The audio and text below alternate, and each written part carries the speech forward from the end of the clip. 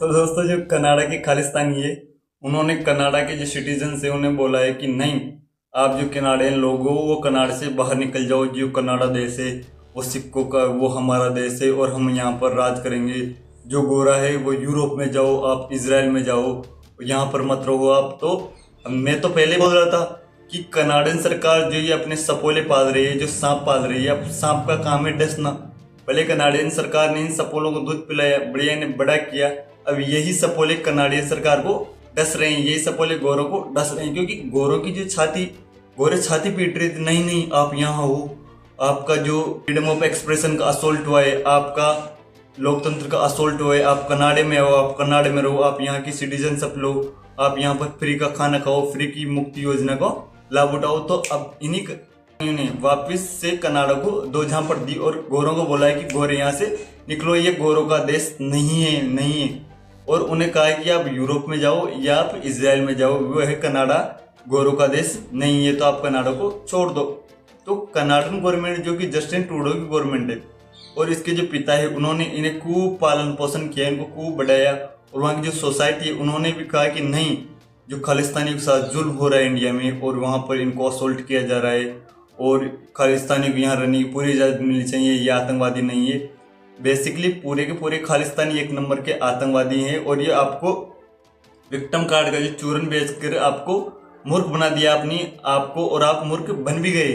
जो गोरे हैं वो मूर्ख बन गए और ये अपना काम निकलवा लिया। ये लोग ड्रग्स माफिया हैं, ये लोग कॉन्ट्रैक्ट के लिंक करते हैं। अभी इनका जो एक दल्ला है उनको तो कॉन्ट्रैक्ट के लिंक के अंदर जेल में पटक रखा है, तो उसे भी छुड़वाने के लिए कुछ ना कुछ ये करते रहते हैं। परंतु अब जो ये आग है वो कनाडा में लगी हुई है। पहले बेसिकली कनाडा चाहता था कि ये आग इंडिया में लगे, परंतु अब जब आप सपोलों को पालोगे तो सपोला डसेगा। अब सपोला ये तो देखेगा नहीं कि कौन मेरा मालिक है कौन नहीं है, उसे तो जहां भी डसने की मदद मिलेगी वहां फट से डस लेगा। तो कनाडियन लोगों को ही सपोले ने डस लिया है। कनाडे वाले बोल रहे हैं कि छाते पिट रहे, ये हमारे साथ क्या हो गया, ये हमारे साथ क्या हो गया, ये तुम्हारे साथ वही हुआ जो तुम डिजर्व करते हो। तुम ऐसे लोग हो, तुम ऐसे ही लोगों को डिजर्व करते हो जैसे ये लोग हैं। तुम खालिस्तानी को डिजर्व करते हो क्योंकि तुम्हें प्रेम की भाषा समझ में नहीं आती, तुम्हें अच्छे लोग बिल्कुल भी समझ में नहीं आते और तुम्हें अच्छे लोग पसंद भी नहीं है। तो तुम्हें ऐसे रेडिकलाइज लोगों की ही जरूरत है जो कि तुम्हारे मुंह पर एक तमाचा मारे और तुम्हें बोलो कि यहाँ से निकल जाओ। तो खालिस्तानी ने वहां पर एकदम सही मांग उठाई, क्योंकि खालिस्तान इंडिया में तो बनेगा नहीं, खालिस्तान इंडिया में बनेगा नहीं, इंडियन गवर्नमेंट खालिस्तान इंडिया में बना नहीं देगी। तो अब ये लोग सोच रहे हैं कि कहीं तो खालिस्तान बने, कहीं तो हमारा कंट्री बने। तो ये लोग कनाडा में खालिस्तान बनाना चाहते हैं और कनाडियन जो लोग हैं उनको करें कि आप कनाडा से बाहर भाग जाओ और ये जो देश है ये खालिस्तानियों का देश है, ये कनाडियन लोग यहाँ पर नहीं रह सकते और आप यूरोप चले जाओ, आप गोरे लोग हो। तो कनाडा ने अब जाकर एक नंबर की जो स्टेटमेंट है वो दी है और जो खालिस्तानी की मांग एकदम जायज है। खालिस्तानी को बेसिकली यही मांग करनी चाहिए कि जो खालिस्तान है वो कनाडा में बने, ना कि इंडिया में। अब ये लोग देखना खालिस्तान और उपद्रव मचाएंगे कनाडा में, अब कनाडा को डैमेज करेंगे। कनाडा को डैमेज होना भी लाजमी है क्योंकि कनाडा ने जो इन खालिस्तानी को पाल रखा था उनका जो खामियाजे तो मिले ही नहीं। इन्हें पता तो चले कि हमने किन लोगों को पाला है और कौन सी सपोले हमने पाल रखे। तो यही लोग हैं जो कनाडा को वापस से डैमेज करने में तुले हुए हैं। तो दोस्तों हम बढ़ते हैं बांग्लादेश की तरफ। जो बांग्लादेश है उनके जो अटॉर्नी जनरल है उन्होंने कहा है कि बांग्लादेश को जो कॉन्स्टिट्यूशन में से अपने जो सेकुलर शब्द है उसे हटा देना चाहिए, क्योंकि सेकुलर शब्द हम अब है नहीं, सेकुलर जो कंट्री है बांग्लादेश रहा नहीं है, बांग्लादेश एक मुस्लिम कंट्री बन चुका है। तो मेरे हिसाब से अटॉर्नी जनरल की जो जबान पर उनकी सच्चाई सामने आ चुकी है, क्योंकि जो बांग्लादेश है वहां पर धीरे धीरे रेडिकलाइजेशन बढ़ता जा रहा है और जो हिंदुओं की और जो माइनॉरिटी की संख्या है वो धीरे धीरे कम होती जा रही है। परंतु जो 1921 से जो कॉन्स्टिट्यूशन था उनमें से जो सेकुलर शब्द है वो चला रहा था और इस शब्द के खत्म होने की तिथि थी 2011। परंतु जो शेख हसीना सरकार है उन्होंने प्रोविजन करके इसे और एक्सटेंशन कर दिया। परंतु उनका जो अटॉर्नी जनरल है उनका कहना है कि अब ये शब्द हटा देना चाहिए, क्योंकि वहाँ की जो जनता है उसकी मांग है कि जो हम अब सेकुलर कंट्री नहीं है, अब हम मुस्लिम कंट्री बन चुके हैं, तो हमें ये सेकुलर शब्द हटा देना चाहिए। क्योंकि सेकुलर शब्द का मतलब होता है कि सभी धर्मों को साथ में लेकर चलना और सभी धर्मों की बराबर मान्यता करना और सभी धर्मों को एक समान देखना। परंतु बांग्लादेश है उसमें ऐसा होता नहीं है, वहां पर सभी धर्मों को अब बराबर जो समानता नहीं दी जा रही है और वहां पर जो एक खास धर्म है उसे प्रचार प्रसार में लगा दिया गया है और जो माइनॉरिटीज है उनको असोल्ट लगातार असोल्ट किया जा रहा है और उनके साथ बुरा बर्ताव किया जा रहा है। तो ये सोचने वाली बात है, क्योंकि जो रेडिकलाइजेशन है वो पहले बांग्लादेश में था नहीं, परंतु धीरे धीरे 1990 के बाद में जो वहाँ पर रेडिकलाइजेशन बढ़ा है और जो वहाँ पर करीबियाँ बढ़ी है पाकिस्तान से, क्योंकि वहाँ पर बांग्लादेश में अभी जो चटगांव है वहाँ पर, तो पाकिस्तान का एक व्यापारिक जो जहाज है वो चटगांव पर उतरा था। तो इससे आप अनुमान लगा सकते हो कि बांग्लादेश की जो पाकिस्तान के साथ कितनी गठजोड़ है।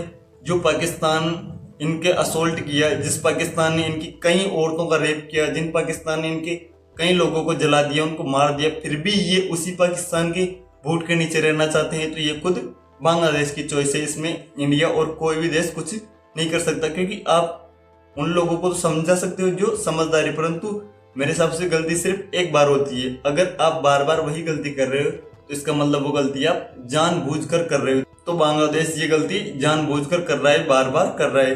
तो बांग्लादेश को जाने तो गर्त में, इंडिया का इसमें कोई नुकसान नहीं है, क्योंकि इंडिया का सिर्फ इतना नुकसान है कि इंडिया को जो बांग्लादेश बॉर्डर है वहां पर अपनी डिप्लॉयमेंट बढ़ानी पड़ेगी धीरे धीरे। और ये तो इंडिया के लिए अच्छा है कि जो बांग्लादेश है वो ऐसे ही सुधरेगा, क्योंकि बांग्लादेश भी पाकिस्तानी की तरह है। तो ये लोग सिर्फ बूट की बस जानते हैं, जब ये बूट के नीचे रहेंगे तभी ये लोग सुधरेंगे, ऐसे सुधरने वाले नहीं हैं। तो दोस्तों आगे बढ़ते हैं हम। पाकिस्तान जो हमारा पड़ोसी मुल्क है, जो कि एक अपने आप को एटॉमिक जनरल मानता है, जो हम एटम पावर हैं, हम एटम बम मार सकते हैं, हम इंडियन आर्मी को कुछ भी कर सकते हैं, हम कुछ भी कर सकते हैं। तो उन्होंने वहाँ पर अभी जो गुरु नानक जयंती गई है, वहाँ पर जो गुरुद्वारे में इंडिया से लोग जा रहे थे, तो उनको एक व्यक्ति को वहां पर असोल्ट कर दिया है और उनसे कम से कम 4.5 लाख पाकिस्तानी रुपए छीन लिए। यहाँ पर पाकिस्तान हाय दें करता है कि बीसीसीआई क्रिकेट खेलने क्यों नहीं गई, और वहां पर पाकिस्तान हमारे जो एक बंदा है, मात्र एक बंदा, जिसके पास मात्र 4.5 लाख रुपए थे, उसे लूटने के लिए उन लोगों ने पाकिस्तानियों ने मार दिया। तो सोचो अगर पाकिस्तान में रोहित शर्मा, विराट कोहली, सूर्य कुमार यादव ये जाएंगे, इनकी जो क्रेडिबिलिटी है, इनका जो इनकम है वो कितना होगी पता नहीं। कोई सा पाकिस्तान को उन्हें किडनैप कर ले और उनसे पैसे मांग ले कि नहीं किडनैप कर ले, पाकिस्तान गवर्नमेंट क्या करेगी? क्योंकि पाकिस्तान गवर्नमेंट एक जिसके पास 4.5 लाख रुपए हैं उसे प्रोटेक्ट नहीं कर सकती। तो जिसके पास करोड़ों की संपत्ति है, विराट कोहली की नेटवर्क 1100 करोड़, रोहित शर्मा की नेटवर्क भी लगभग यही है, तो इतने अगर पैसे देंगे पाकिस्तान तो ये बावले हो जाएंगे। इनका जो जिहादी माइंडसेट है वो एकदम उजागर हो जाएगा। और ये लोग अगर इनको किडनैप कर लेते हैं तो इनका क्या होगा? मेरे को लगता नहीं कि पाकिस्तान में कोई भी जो व्यक्ति है वो एक तरह से सुरक्षित है, क्योंकि वहां पर सुरक्षा बिल्कुल जीरो लेवल, बिल्कुल ही जीरो लेवल। वहां पर टीटीपी आते हैं, इनको ठोकर चले जाते हैं, आए दिन वहां पर बम ब्लास्ट होते रहते हैं, वहां पर ट्रेनें फूकती रहती है, लोग मरते रहते हैं। इनके फौजियों को ये पता नहीं, इनकी आईएसआई को ये पता नहीं कि हमारे देश में क्या चल रहा है। बस इनको मतलब है खजूर से, बस खजूर आ जाए हमारे देश में।